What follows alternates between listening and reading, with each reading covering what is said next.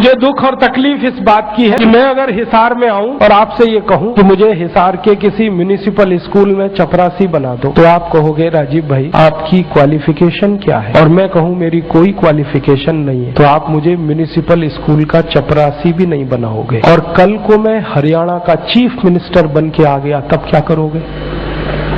उसी zero qualification पर मैं हरियाणा का अगर चीफ मिनिस्टर बनकर आया तो आप मेरे गले को मालाओं से लाद दोगे और जिंदाबाद इतनी करोगे तो सारा शहर बहरा हो जाए। ये विडंबना है हमारे देश की।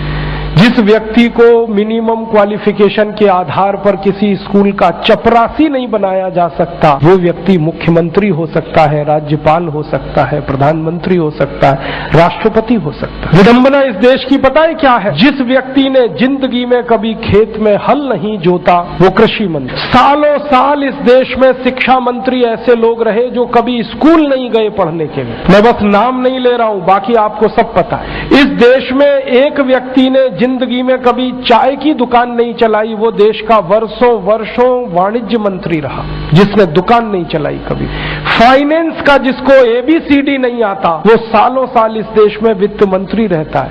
जिसने कभी अपने बेटे और बेटियों को भारत की सेना के लिए भेजा नहीं कुर्बान होने को, वो देश का रक्षा मंत्री हो सकता है। और जिसको अपनी रक्षा करने के लिए सैकड़ों जवान लगते हैं वो देश की क्या रक्षा करेगा?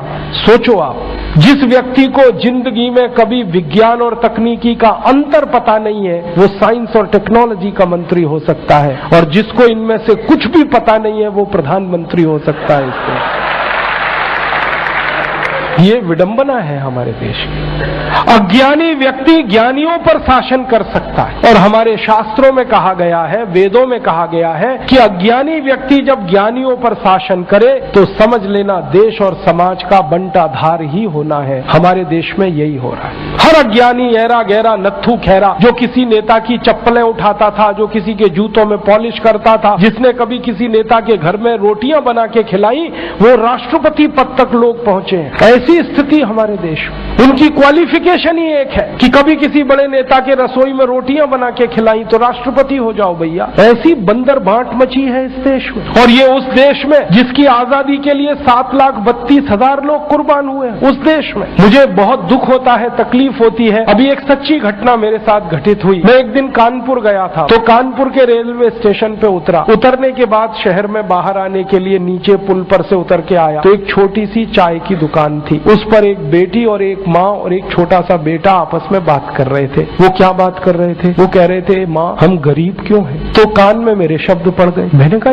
ये इस तरह का प्रश्न कोई अपनी माँ से पूछे तो मुझे लगा ये कोई साधारण लोग नहीं है, कुछ तो इनमें असाधारणपन है। चल के पूछा जाए कौन लोग हैं, परिचय लिया जाए। तो मैं गया उस दुकान पे, मैंने पूछा आप लोग कौन है? तो उन्होंने कहा कि हम तात्या टोपे के परिवार के लोग।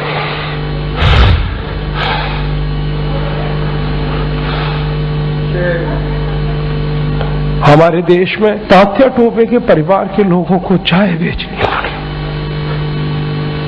और गद्दारों को सिंहासन मिले।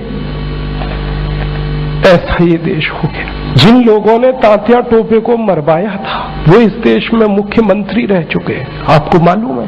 और एक एक राज्य के नहीं, 2-2 राज्य के मुख्यमंत्री रह चुके हैं। तात्या टोपे का गुप्त पता जिन गद्दारों ने अंग्रेजों को बताया था, उस खानदान के कई लोग इस देश में मंत्री रह चुके हैं। झांसी की रानी लक्ष्मीबाई को जिन्होंने मरवाया था वो इस देश में मंत्री रह चुके हैं। और तात्या टोपे जिन्होंने जवानी लगा दी देश के लिए, उनके परिवार के लोग चाय बेच रहे हैं। ये देश है और ये अब बर्दाश्त नहीं होता, और ये बर्दाश्त होना भी नहीं चाहिए किसी को।